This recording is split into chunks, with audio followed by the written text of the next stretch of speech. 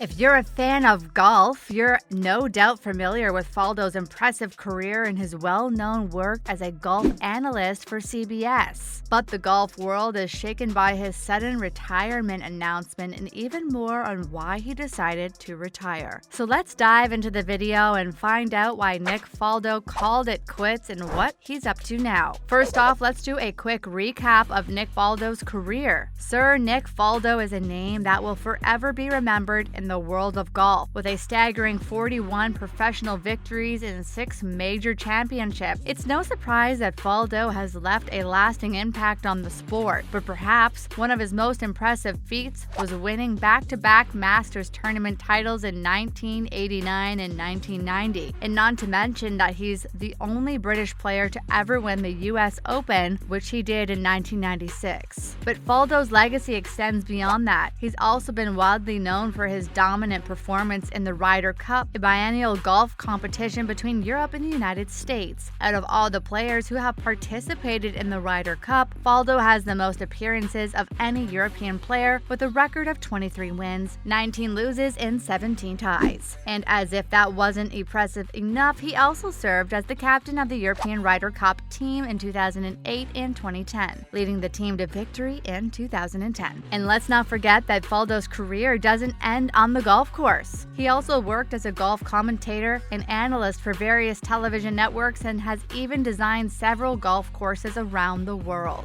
Next up, we look at Nick Faldo's retirement announcement. In recent years, Faldo has become just as well as known for his work as a golf analyst for CBS. But last year, Faldo shocked the golf world by announcing his retirement from that role. And in a recent interview, he revealed the strange reason behind his decision: TikTok. Yes, you heard that right. What's more, Faldo was inspired to retire by a TikTok video he saw featuring 2 rats in a cage with a wheel. In the video, one rat can jump on the wheel whenever he wants and run as fast as he likes, while the other rat has to wait for the first rat to get off before he can go on the wheel again. Faldo saw that as a metaphor for his own life. He felt like he was the second rat, always waiting for someone else to make a move before he could take action, and he was tired of it, he told an interviewer. It kind of resonated with me, you know, I want to live at my own pace. Following that, Faldo informed CBS chairman Sean McManus of his decision to retire, but it wasn't until June 2022 that the news was officially announced to the public. Coming up was Faldo struggling as an analyst. The golf legend Sir Nick Faldo and his fair share of struggles as an analyst, despite the successful career on his course. Faldo faced criticism for his performance in the broadcast booth. One particularly memorable blunder occurred during a round at Augusta when Faldo had the unfortunate task of commentating on a thrilling moment for golfer Rory McIlroy. As McIlroy's ball trickled towards the hole, Faldo explained, "Something amazing just happened." He then added, "I don't want to spoil it," before proceeding to do just that. Talk about a slip-up. Faldo's awkward and poorly timed comment left viewers in the US feeling quite deflated, just as they should have been experiencing the thrill of the moment. James Knotts, the co-analyst, tried to salvage the situation, saying anything is possible as the ball finally dropped, but the damage had already been done.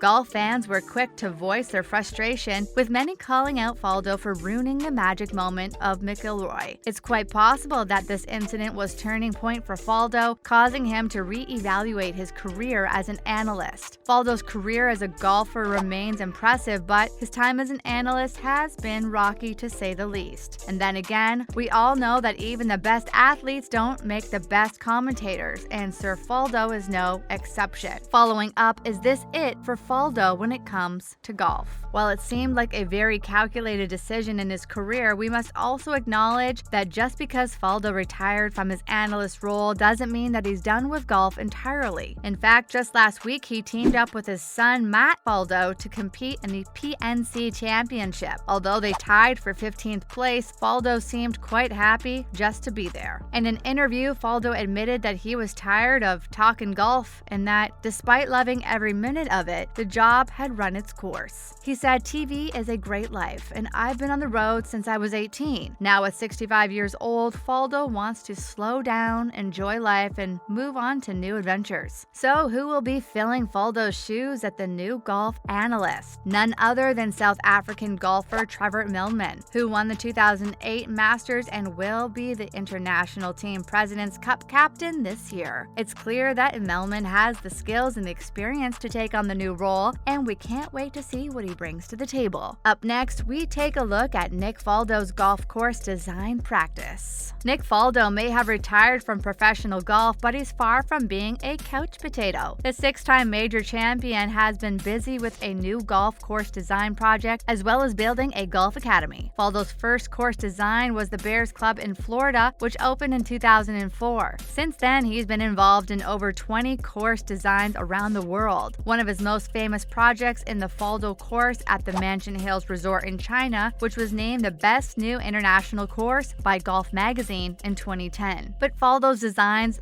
aren't just about aesthetics. He also puts a big emphasis on sustainability and the environment. What's more, at the Lukala Island Resort in Fiji, he designed a course that not only provides a fun, challenging golf experience, but also seamlessly integrates the island's natural surroundings and ecosystem. One can say that Faldo's approach to course design is all about finding the perfect balance between a challenging game and environmental responsibility. So if you're a golfer looking for a unique course that's both challenging and environmentally cautious, keep an eye out for Faldo's designs. They're sure to provide an unforgettable golfing experience. Moving on to Nick Faldo's philanthropic endeavors. Nick Faldo is a legend in the golf world, and it's not just because of his impressive career as a professional golfer and successful golf course designs. In fact, he's known for his philanthropic efforts through the Faldo Series, a global junior golf tournament that gives young golfers the chance to compete and learn from the best in the industry. Faldo is passionate about helping the next generation of golfers succeed and is excited to use his experience and knowledge to help them reach their full potential. In an interview, he said, "I'm not just sitting around, I'm doing something I'm passionate about." But Faldo's contributions to the game of golf go beyond just helping young golfers. He has also been recognized for his overall impact in the sport. In 1998, he was inducted into the World of Golf Hall of Fame and has received numerous awards and honors throughout his career. One can say that Faldo is more than just a talented golfer, he's a true leader and role model in the golf community. His dedication to helping young golfers succeed and his commitment to giving back to the sport made him stand out in the golf world. Following up, let's take a look at Nick Faldo's wine label. Nick Faldo is not only a legendary golfer, but also a wine lover and collector. In 2000, he launched his own wine label, Faldo Wines, featuring a diverse selection of red, white, and sparkling wines from top vineyards around the globe. But what sets Faldo's wines apart is the personal touch. Each wine is hand-selected by Faldo himself. So what sparked Faldo's interest in the wine industry? It all goes back to his love of golf.